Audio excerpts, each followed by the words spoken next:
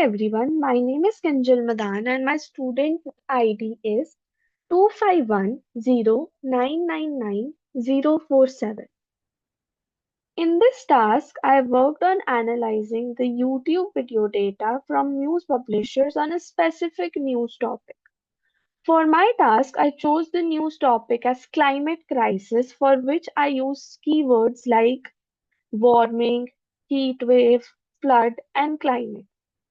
Our main goal was to analyze the relationships between different factors such as video duration, likes, views, and comments, and to draw insights from various visualization plots. Before analyzing the data, I performed several cleaning steps, which included removing punctuation marks, digits, and converting it to lowercase. I did three of these things on both of my files, which were videos underscore file and comment underscore file. The main thing that we did in cleaning the data was to remove drop duplicates and drop NA fields. It ensured that we do not have any inconsistencies in our dataset. I also filtered out the comments that were not in English language by using LangDetect library, which I imported.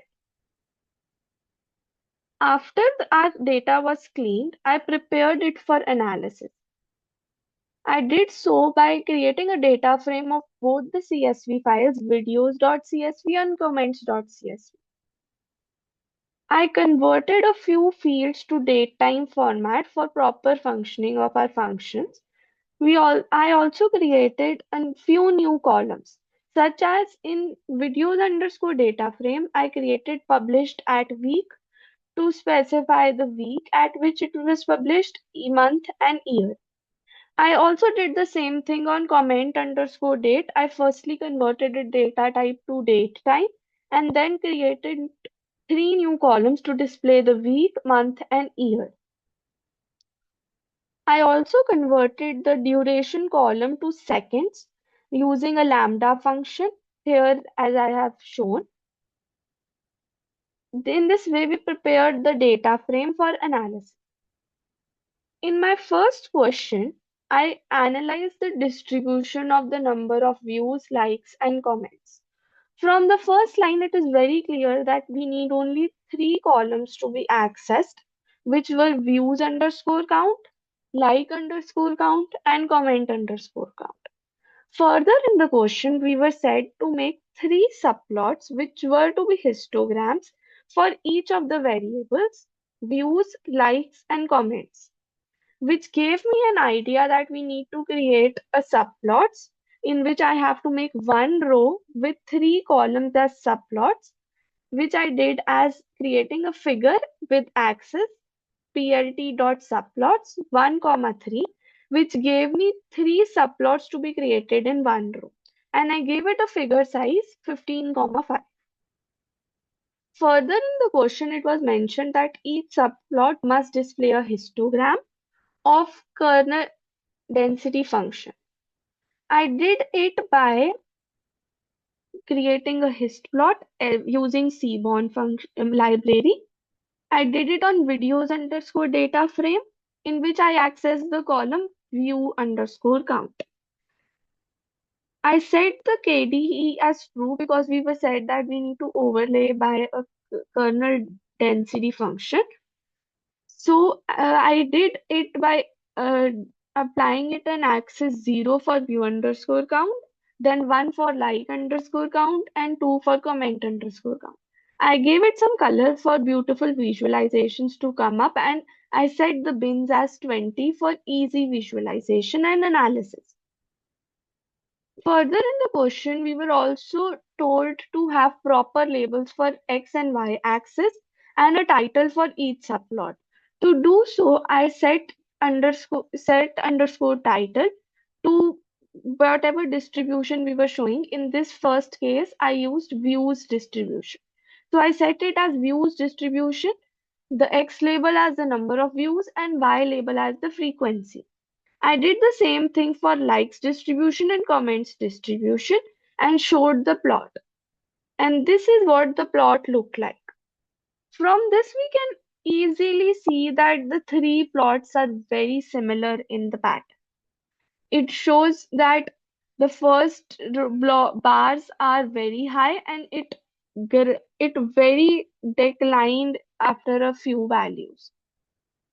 We can easily observe from it that most of the videos had a very few likes, views, and comments on them, which further says that only a few videos were there which had more views and eventually more likes and more comments.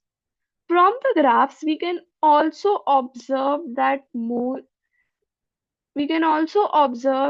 only a few number of videos were very popular among the audience, which is observed from the first bar here. This is all what I observed in these plots. Moving to the next question. For the next question, I did question number 1.6, in which I had to give the top 5 videos with the highest ratio of likes to views. From the first line, I made a logic in my mind that I had to create a new column, likes to views ratios, which I did by accessing the like count and dividing it by the views count, which gave me the ratio, and I saved it in the new column, like to view ratio. From the next line in the question, we had to display the URLs of the video along with their counts, view counts, and like to view ratios, which gave me an idea that we had to display a total of four things in the output, which were URL, like count, view count, and the ratio. It also says that we had to give the top 5 video data. To do so, I accessed the videos.df, that is the data frame that we are working upon, and I use sort underscore values. I gave the parameter as like to view ratio and ascending to false because I want the top 5 values, that is will be in the descending order. I then used head function to print the top 5 videos, and I printed the following things for the data, which I already mentioned was the URL, like count, views count, and like to view ratio. This was the output that I got, which was exactly what I was needed in the question. From this output, we can easily observe that the top video, which is the first video that has the highest like to view ratio, was around 0.10, which nearly says that almost 10% of its viewers liked the video. We also observed that even though some videos had very low view counts as comparison to other videos, like the video here has low number of view counts than this video, but still it had a very high ratio in comparison to other videos because it had a higher like count to it, which shows that engagement of the audience matters more than the total views. I also observed that some videos had very low like count, but still they were in top 5 because of the larger percentage of views it was getting on their video. So these were all the observations which I could get from this data. Moving further, for the third question, I chose to do 2.5 question. In this, we had to show a relationship between the duration of the video and receiving a below average number of comments.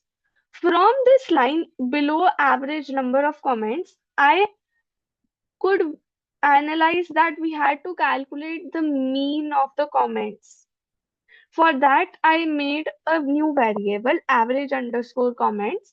I accessed the videos underscore df data frame in which I had comment count as one of my columns. I applied mean function on it to get the average number of comments. Further, we had to show the relationship between the duration of the video and receiving a below number of comments. For this, I used the visualization plot as box plot for better understanding. I first accessed the below underscore average comments from the videos underscore data frame by analyzing that if it is less than average underscore comments, which I have already calculated in in this line.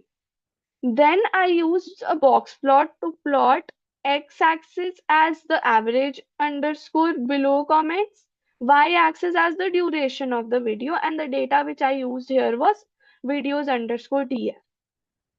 I gave the box plot a title as video duration versus below average comment count and gave it a X label and a Y label. In the X label, I specifically mentioned that below average comments true as yes and false as no. And the duration video was in seconds. The plot that I got was this, the which from which I can easily observe that the videos with below average comments, that is false, are generally shorter, which means that the videos are very small and in comparison to the uh, videos getting above average comment count. And we can also observe that longer videos tend to have received an more average comments which were above the average count. One challenge that I faced was dealing with the missing and inconsistent data, which affected the accuracy of the analysis.